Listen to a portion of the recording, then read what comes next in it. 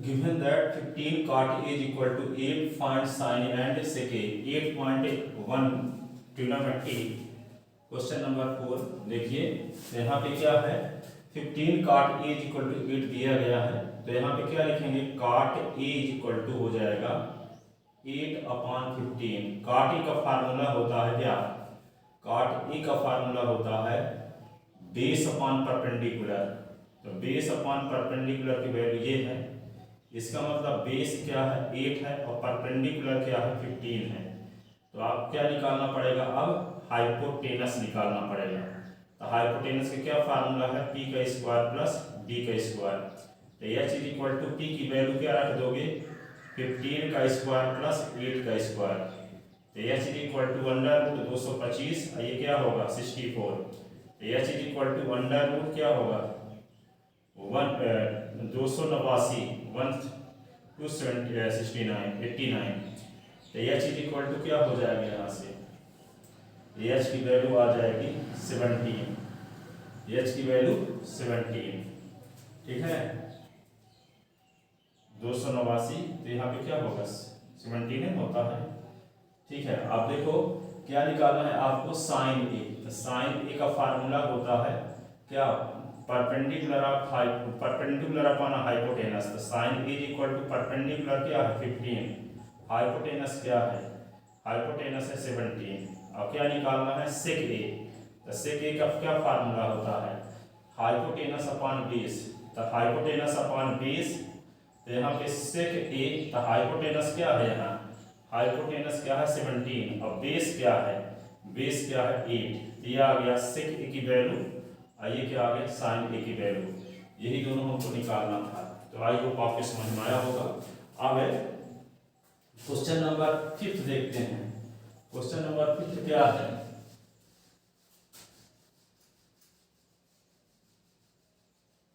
Fifth number question दिया है 8.1 का।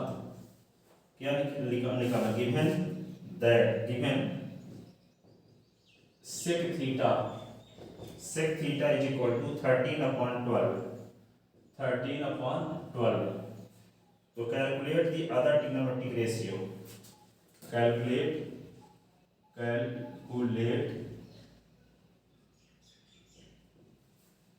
अदर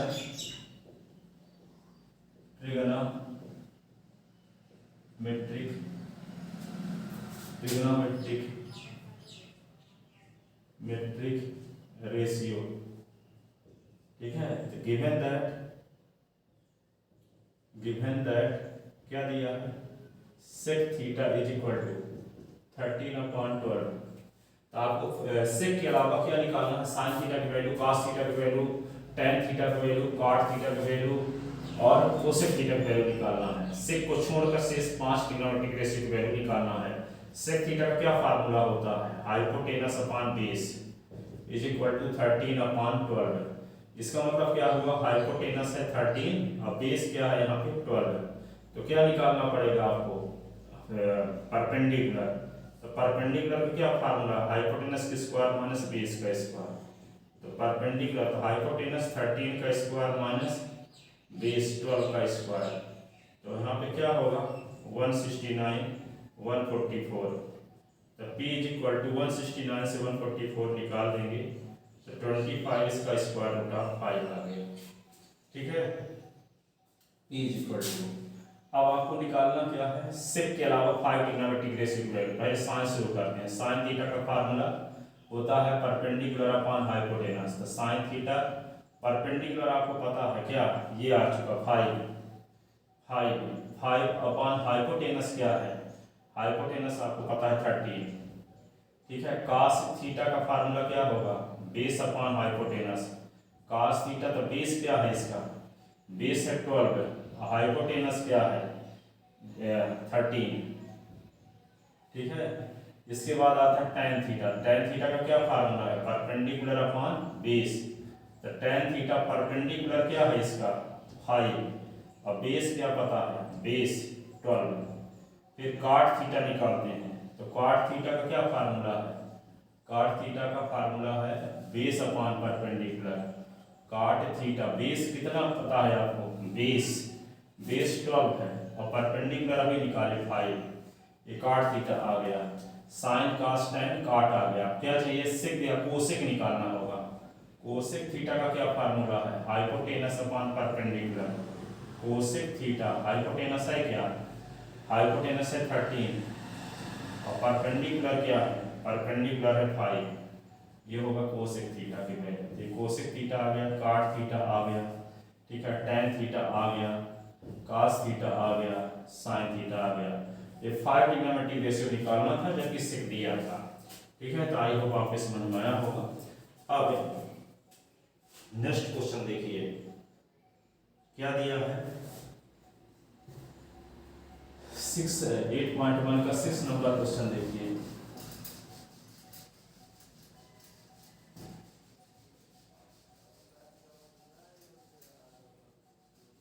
8.1 का 6 number question.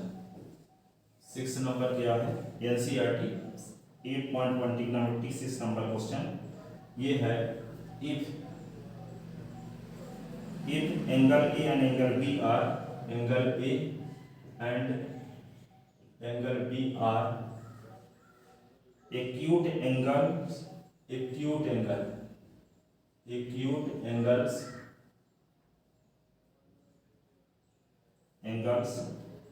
such that cos A is equal to cos B, cos A is equal to cos A is equal to cos B, cos A is equal to cos B, then so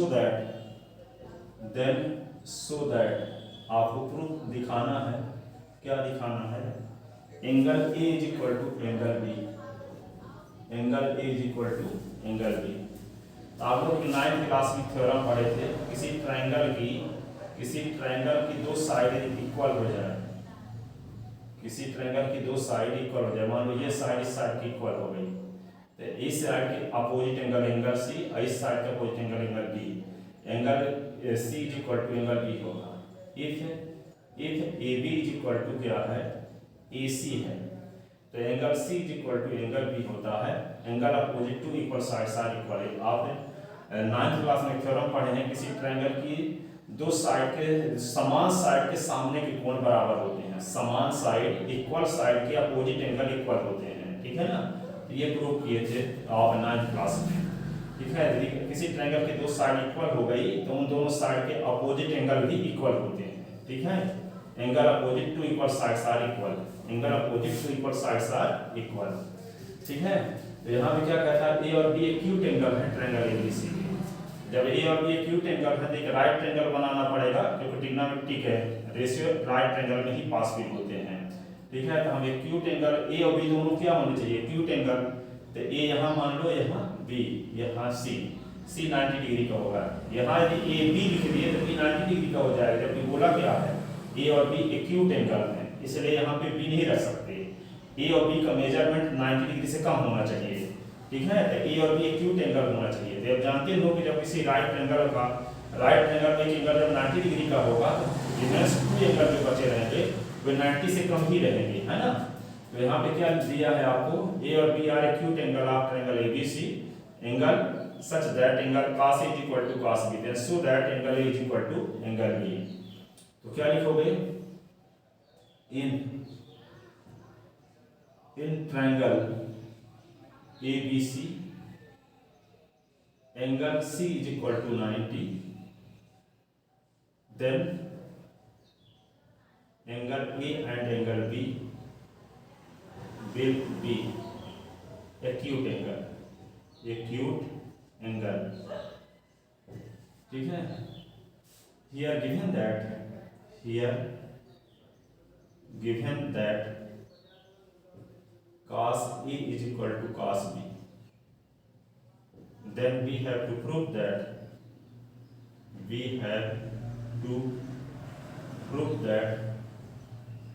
क्या prove करना है? Angle A is equal to angle B, angle A is equal to angle B आपको prove करना है। Angle A is equal to angle B prove करने के लिए क्या करोगे? यहाँ पे लिखते हैं since cos A is equal to cos A is equal to cos B, जब cos A is equal to cos B दिया है तो cos A का फार्मूला तो जानते हैं, बेस अपॉन हाइपोटेनस। और यहाँ पे क्या लिखोगे, बेस अपॉन हाइपोटेनस। अब यहाँ पे दोनों में base upon hypotenuse, A angle के लिए हाई बेस क्या होगा, ए एक्यूट एंगल लेते हैं तब अपोजिट जो एंगल लेंगे उसी के अपोजिट साइड को परपेंडिकुलर कहते हैं। 90 डिग्री के अपोजिट साइड को हाइपोटेनस कहते हैं, जो साइड बच जाती है उसको बेस कहेंगे। तो एंगल ए के लिए बेस कौन सा होगा, AC। एंगल ए के लिए बेस क्या होगा, AC, और हाइपोटेनस तो वही होगा AB, ठीक है। और यहाँ cos B है तो B एंगल के लिए बेस क्या होगा, तो B एंगल के अपोजिट साइड AC से परपेंडिकुलर हो गई तो ये BC बेस होगी, यहाँ पे BC लिखेंगे। हाइपोटेनस तो वही रहेगा AB, तो AB दोनों साइड से काट दो तो क्या आ गया, AC is equal to BC। तो AC is equal to BC आ गया। देखो किसी ट्रायंगल की दो साइड इक्वल हो गई, इन दोनों साइड के अपोजिट एंगल ही इक्वल होंगे। तो यहाँ पे क्या लिख देंगे, AC साइड का अपोजिट एंगल B है और CB साइड का अपोजिट एंगल A है। तो angle B is equal to क्या होगा, एंगल A। क्या रीजन लिखोगे, angle opposite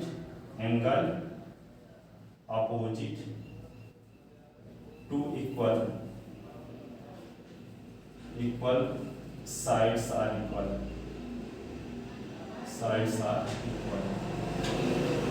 angle opposite to equal sides are equal.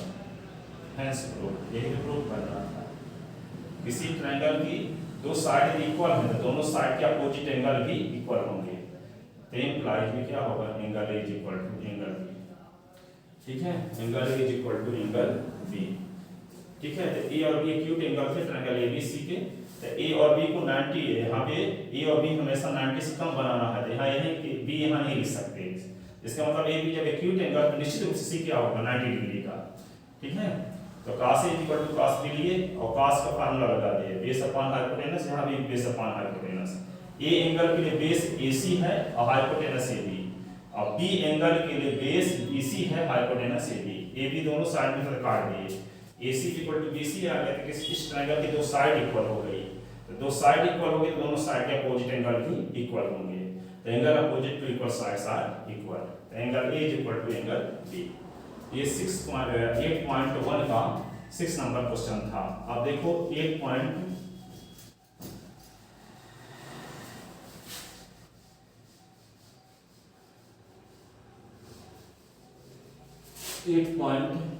का क्वेश्चन नंबर 7। क्वेश्चन नंबर 7 क्या है, if cot theta is equal to 7/8, ये वैल्यू 8, तो किसकी वैल्यू आपको निकालना है, number first 1 plus sine theta 1 minus sine theta, 1 plus sine theta 1 minus sine upon 1 plus cos theta और 1 माइनस कॉस थीटा, ये वैल्यू निकालना। और दूसरा क्या निकालना है, कॉट स्क्वायर थीटा की वैल्यू निकालना है, कॉट स्क्वायर थीटा की, ठीक है। तो क्या करेंगे इसमें, एक मिनट,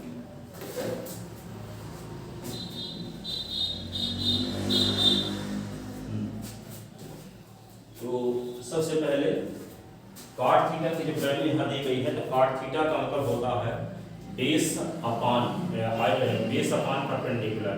तो बेस अपॉन परपेंडिकुलर जब दिया है तो आपको क्या निकालना होगा, हाइपोटेनस। हाइपोटेनस का क्या फार्मूला होता है, रूट ऑफ परपेंडिकुलर के स्क्वायर प्लस बेस का स्क्वायर। तो यहाँ पे दिया है cot theta is equal to, तो हियर गिवन दैट, तो क्या होगा, cot theta is equal to 7/8। Cot theta क्या फार्मूला है, base upon perpendicular is equal to 7/8। तो बेस क्या हो गया इसका 7 और परपेंडिकुलर क्या होगा 8, तो हाइपोटेनस क्या होगा, base perpendicular square plus base का स्क्वायर। तो H is equal to P की वैल्यू क्या है 8 का स्क्वायर प्लस 7 का स्क्वायर। तो एच की वैल्यू 64 और ये क्या होगा 49। ठीक है, तो यहाँ दोनों को ऐड करेंगे तो 64 और 49 दोनों को ऐड करो तो ये हो गया 113। ये आपको हाइपोटेनस मिल गया। अब इसमें किसकी जरूरत है साइन थीटा की और कास थीटा की। तो साइन थीटा का क्या फार्मूला है परपेंडिकुलर अपॉन हाइपोटेनस। परपेंडिकुलर इसका क्या है 8 है, हाइपोटेनस निकाल के लिए रूट ऑफ 113। अब क्या निकालना होगा आपको कास थीटा। तो कास थीटा का क्या फार्मूला है बेस अपॉन हाइपोटेनस। तो कास थीटा तो बेस क्या है बेस 7 है, हाइपोटेनस रूट ऑफ 113। तो क्या निकालना है आपको नंबर फर्स्ट ये निकालना है 1 प्लस साइन थीटा और 1 minus sine theta upon 1 plus cos theta और 1 माइनस कास थीटा, ऐसे। ठीक है,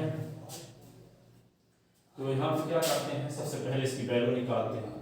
1 प्लस साइन थीटा के स्थान पे क्या लिख देते हैं 8 अपॉन रूट ऑफ 113। और ये क्या होगा 1 माइनस 8 अपॉन रूट ऑफ 113। फिर क्या होगा 1 plus cos theta. Cos theta का फार्मूला क्या है कास थीटा का फार्मूला क्या निकाल चुके हो 7 अपॉन रूट ऑफ 113। ये क्या होगा 1 माइनस 7 अपॉन रूट ऑफ 113। ये यहाँ फार्मूला लगा सकते हो a plus B a minus B, तो ए स्क्वायर माइनस बी का स्क्वायर। ये होगा 8 अपॉन रूट ऑफ 113 का स्क्वायर। ठीक है, ये क्या होगा 1 का स्क्वायर और 7 अपॉन रूट ऑफ 113 का स्क्वायर। ठीक है, तो इसी को क्या लिख सकते हैं इसी को हम लिख सकते हैं 1 का स्क्वायर 1 है 64 अपॉन 113। यहाँ पे क्या लिखेंगे 49 अपॉन 113। ठीक है, तो ये होगा 113 माइनस 64 अपॉन 113 और 113 माइनस 49 अपॉन 113। ये इससे कट गया। तो 113 से 64 को सब्ट्रैक्ट कर दो तो क्या होगा 49।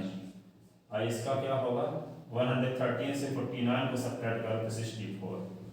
ये किसकी वैल्यू आ गई इसकी जिसकी वैल्यू आपको निकालना था। ठीक है, इस प्रकार ये जो आपकी वैल्यू निकालना था हेंस लिखे देते हैं हेंस 1 प्लस साइन थीटा और 1 माइनस साइन थीटा और 1 प्लस कास थीटा और 1 minus cos theta is equal to 49 upon 64। ये आ गया। अब क्या निकालेंगे आपको दूसरा काट थीटा की वैल्यू। तो काट थीटा काट स्क्वायर थीटा इसका मतलब काट थीटा का स्क्वायर।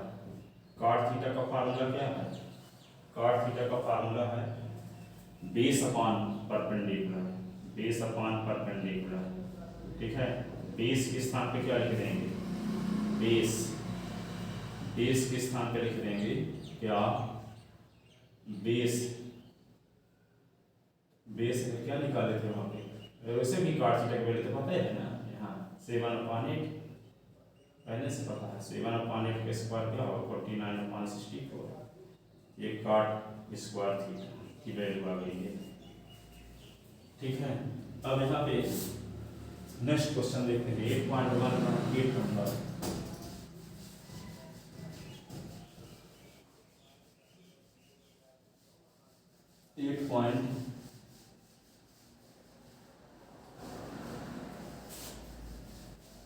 एक नंबर क्वेश्चन देखते हैं।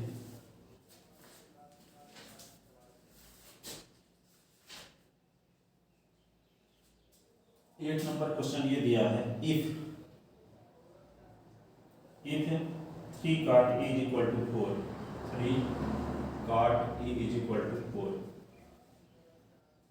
तो check whether sick weather 1 minus tan square a upon 1 plus tan square a 1 minus tan square a upon 1 plus tan square a, ठीक है, is equal to cos square A minus is equal to cos square A minus sin square A is equal to cos square A minus sin square A. ठीक है, ये prove करना है। तो क्या करना होगा इसके लिए, here given that क्या दिया है 3 cot theta is equal to 4, तो cot theta is equal to 4/3। cot का क्या फार्मूला था, cot थीटा का फार्मूला है base upon perpendicular is equal to 4/3।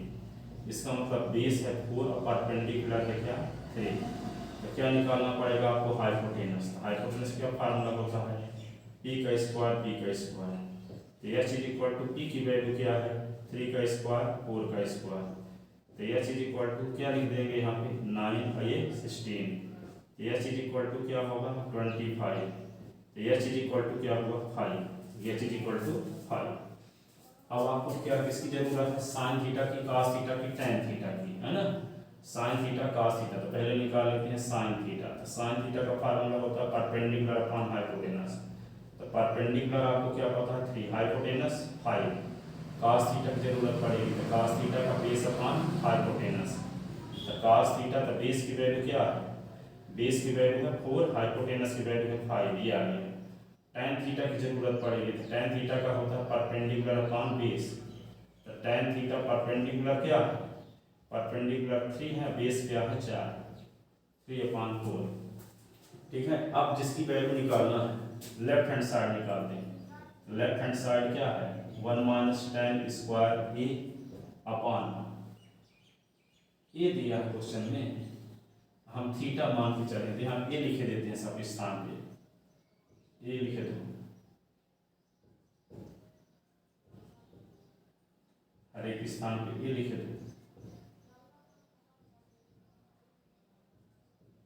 ये हो गया ए। अब क्या निकालना है आपको, left hand side 1 minus tan square A upon 1 plus tan square A. ठीक है, राइट एंगल भी बना सकते हो ए एंगल के लिए ऐसे, ए बी सी, ये 90 डिग्री एक्यूट एंगल का काम ए कर रहा है। ठीक है, राइट लेफ्ट हैंड साइड में तो क्या होगा 1 माइनस tan की वैल्यू क्या पता हो चुकी है आपको, tan की वैल्यू 3/4, तो 3/4 का स्क्वायर अपॉन 1 प्लस 3/4 का स्क्वायर, तो क्या होगा 1 माइनस 9/16 और 1 प्लस 9/16, इसके नीचे 1, इसके नीचे 1, तो एलसीएम क्या आएगा 16, तो 16 माइनस 9, यहाँ एलसीएम 16, तो 16 और प्लस 9, 16 कट गया तो क्या बचा, 16 से 9 निकला, 16 से 9 निकाला तो 7, और यहाँ 16 और 9 25, तो लेफ्ट हैंड साइड की वैल्यू क्या आ गई 7/25। अब क्या निकालते हैं हम राइट हैंड साइड, तो राइट हैंड साइड की वैल्यू क्या cos square A minus sine square, तो cos की वैल्यू क्या निकाल चुके हो आप 4/5 का स्क्वायर, और साइन की वैल्यू क्या निकाल चुके हो 3/5, तो 3/5 का स्क्वायर, ये होगा 16/25, ये 9/25, एलसीएम क्या है 25, 16 माइनस 9, ये क्या आ गया 7/25, ये राइट हैंड साइड की वैल्यू। ये इक्वेशन होगा सेकंड, ये इक्वेशन होगा फर्स्ट, तो from first and second, from first and second we get क्या मिला, left hand side is equal to right hand side. ठीक है, left hand side is equal to right hand side, इसका मतलब ये हुआ 1 माइनस tan स्क्वायर की जो वैल्यू है अपॉन 1 प्लस tan स्क्वायर, इसकी वैल्यू किसके इक्वल है cos square A minus sin square ए के इक्वल है। ठीक है, ये प्रूव हो गया। ये कौन सा क्वेश्चन था, एनसीईआरटी का कौन सा क्वेश्चन था, ये क्वेश्चन नंबर ये 8 था, क्वेश्चन नंबर क्या था 8, एनसीईआरटी बुक का 8 नंबर क्वेश्चन 8.1 ठीक है। अब 9, 10, 11 नेक्स्ट लेक्चर में बताएंगे। तो आई होप आपके समझ में आया होगा। यदि ऐसा है ये वीडियो अधिक से अधिक स्टूडेंट को शेयर करें ताकि अधिक से अधिक स्टूडेंट का भला हो सके। Thank you so much.